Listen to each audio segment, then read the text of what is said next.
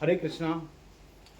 आज सुबह जब सूरज उगा, क्या तुमने उसे देखा, या तुम अपने सपनों में ही किसी और को रिझाने की तरकीबें सोच रहे थे? जब पक्षी चहचहाए, क्या तुमने उनका संगीत सुना, या तुम्हारे कानों में किसी की तारीफ या किसी की आलोचना का शोर गूंज रहा था? मैं तुमसे पूछता हूँ कि तुम जी कहाँ रहे हो? अपनी देह में, अपनी आत्मा में, या दूसरों की आंखों में? क्योंकि मुझे तो दिखाई देता है कि तुम्हारी पूरी जिंदगी एक किराए का मकान है, जिसका किराया तुम दूसरों की मुस्कुराहटों और उनकी तालियों से चुकाते हो। आज का सूत्र बड़ा सीधा, बड़ा सरल है। ये तुम्हारी पूरी जिंदगी की इमारत को जड़ से हिला देने की क्षमता रखता है। सूत्र यह है कि आधी जिंदगी दूसरों को रिझाने में चली जाती है और बाकी आधी जिंदगी दूसरों के कारण पैदा हुई चिंताओं में चली जाती है। इस नाटक को छोड़ दो। तुम बहुत खेल चुके हो। समझो इस बात की गहराई को। तुम्हारा आधा जीवन, 50% ऊर्जा बस एक ही काम में लगी, दूसरों को आकर्षित करना, उन्हें रिझाना, उन्हें ये यकीन दिलाना कि तुम कितने महत्वपूर्ण हो। तुम एक अभिनेता बन गए हो। चौबीसों घंटे अभिनय। घर में पत्नी के सामने एक मुखौटा, दफ्तर में बॉस के सामने दूसरा मुखौटा, दोस्तों के बीच में तीसरा मुखौटा। तुम्हारे असली चेहरे का तो तुमको खुद को नहीं पता। तुमने इतने मुखौटे पहन लिए हैं कि अब मुखौटा ही चेहरा बन गया। तुम सजते संवरते हो किसके लिए? अपने लिए नहीं। तुमने तो आईने में अपना चेहरा देखकर भी अब तुम्हें आनंद नहीं आता। तुम सजते हो ताकि कोई दूसरा देखकर कहे, वाह क्या लग रहे हो। तुम महंगी गाड़ी खरीदते हो, बड़ा मकान बनाते हो, किसके लिए? अपने आराम के लिए नहीं। तुम्हें तो उस बड़े मकान में सोने के लिए भी नींद की गोली खानी पड़ती है। तुम ये सब करते हो ताकि पड़ोसी की छाती पर सांप लेट जाए, ताकि रिश्तेदारों में तुम्हारी धाक जम जाए। ये सब रिझाने का ही तो खेल है। तुम ज्ञान की बातें करते हो, शास्त्र पढ़ते हो ताकि लोग तुम्हें ज्ञानी कहें।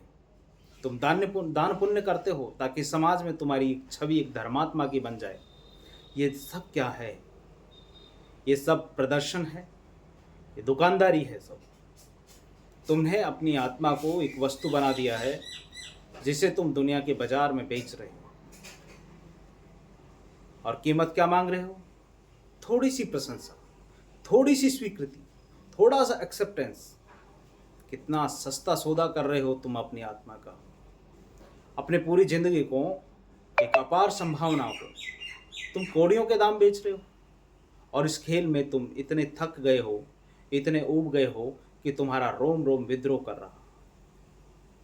भीतर एक गहरी उदासी और एक खालीपन है, क्योंकि जिसे तुम रिझाना चाहते हो वह भी तुम्हारी तरह एक दूसरा अभिनेता है या अभिनेत्री है जो किसी तीसरे को रिझाने में लगे हो।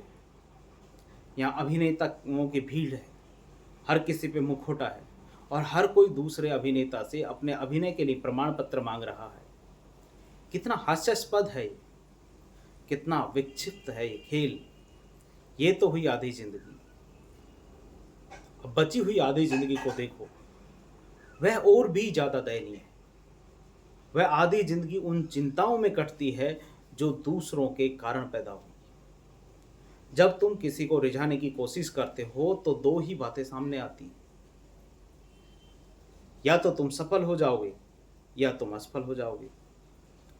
अगर तुम सफल हुए तो एक नई चिंता की शुरुआत होगी। इस सफलता को बनाए कैसे रखा जाए। आज जिसने तुम्हारी तारीफ की है, कल कहीं वह किसी और की तारीफ ना करने लग जाए। आज जो तुम्हारा ग्राहक है, कहीं छोड़कर कल किसी और के पास ना चला जाए। आज जो तुम्हें सम्मान दे रहा है, कल कहीं वह तुम्हारा अपमान ना कर दे। तुम रात दिन इसी चिंता में घुलते हो। तुम्हारी नींद हराम हो जाती है, तुम्हारी शांति छिन जाती है, और अगर तुम असफल हो गए तब तो चिंता का नर्क शुरू हो जाता है। उसने मुझे देखा तक नहीं, उसने मेरी बात पर ध्यान तक नहीं दिया। शायद मुझ में ही कोई कमी, मैं किसी लायक नहीं। तुम आत्मग्लानि से भर जाते हो, हीनता बोध से भर जाते हो। तुम्हारा रिमोट कंट्रोल किसी पूरी तरह से दूसरों के हाथ में है। किसी ने एक बटन दबाया कि तुम खुश हो गए, किसी ने कुछ गलत कहा तो तुम दुखी हो गए। तुम एक कठपुतली से ज़्यादा कुछ नहीं, जिसकी डोरियां दूसरों की राय, दूसरों के व्यवहार से बंधी है। किसी ने तुम्हारी आलोचना कर दी और तुम्हारे भीतर हफ्तों तक कांटे चुभते रहे। तुम उस एक वाक्य को अपने मन में 1000 बार दोहराते हो। तुम्हारा सारा चैन, सारा सुकून एक पल में नष्ट हो जाता है। जरा सोचो कितना गुलाम बना दिया है तुमने खुद को। तुम्हारे भीतर का सम्राट एक भिखारी की तरह काम कर रहा है। भीतर का राजा एक भिखारी बनकर रह गया है, जो दूसरों की नज़र में की भीख मांग रहा है। आधी जिंदगी रिझाने की कोशिश में और आधी जिंदगी उस कोशिश के परिणाम की चिंता में। तो फिर तुम्हारी अपनी जिंदगी कहाँ है? तुम जियोगे कब? तुम तो बस एक पेंडुलम की तरह हो, प्रशंसा और निंदा के दो ध्रुवों के बीच ढोल रहा है। अस्तित्व ने तुम्हें ये जीवन आनंद के लिए दिया था, उत्सव के लिए दिया था, सत्य को जानने के लिए दिया था, और तुमने इसका क्या बना डाला? एक चिंतागृह, एक पागलखाना बना दिया। इसलिए मैं तुमसे कहता हूं, इस नाटक को छोड़ दो। बहुत खेल चुके हो तुम। अब तुम कहोगे ओ कैसे छोड़ें? समाज में तो रहना ही पड़ता है। जब मैं कहता हूं नाटक छोड़ दो, तो इसका अर्थ ये नहीं है कि तुम जंगल में भाग जाओ, दुनिया छोड़ दो। ऐसा नहीं है। जंगल में जाकर भी तुम किसे रिझाओगे? वहां तुम जानवरों को, पेड़ों को रिझाने की कोशिश करने लगोगे, या फिर अपनी ही नज़रों में एक महान त्यागी बनने का नाटक शुरू कर दोगे? नहीं, भागना कोई समाधान नहीं है। नाटक छोड़ने का अर्थ है अभिनेता होने का भाव छोड़ देना। नाटक चलता रहे, तुम साक्षी हो जाओ, तुम दृष्टा भाव से उसे देखते रहो। तुम देखो अपने भीतर, देखो उस हिस्से को जो दूसरे प्रशंसा चाहता है, देखो उस हिस्से को जो आलोचना से डरता है, देखो उस पूरे खेल को। जैसे कोई व्यक्ति बालकनी में बैठकर नीचे सड़क पर चल रहे तमाशे को देखता है। ना वह तमाशे का हिस्सा है और ना ही उसमें कोई निर्णय लेता है, बस वह देखता है। यही है होश, यही है जागरूकता। जब तुम होशपूर्वक देखोगे कि तुम्हारा मन कैसे दूसरों को रिझाने की तरकीबें सोचता है, तो तुम्हारी हंसी छूट जाएगी। तुम पाओगे कि ये कितना बचकाना है, और जिस पल तुम्हें ये बचकानापन दिखाई दिया, उसी पल तुम उससे बाहर आ जाओगे।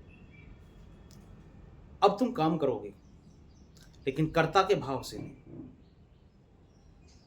अब तुम सुंदर कपड़े भी पहनोगे, लेकिन दूसरों की आंखों में किसी को रिझाने के लिए या किसी को दुखी करने के लिए नहीं, बल्कि इसलिए कि तुम्हारा मन आनंदित होता है।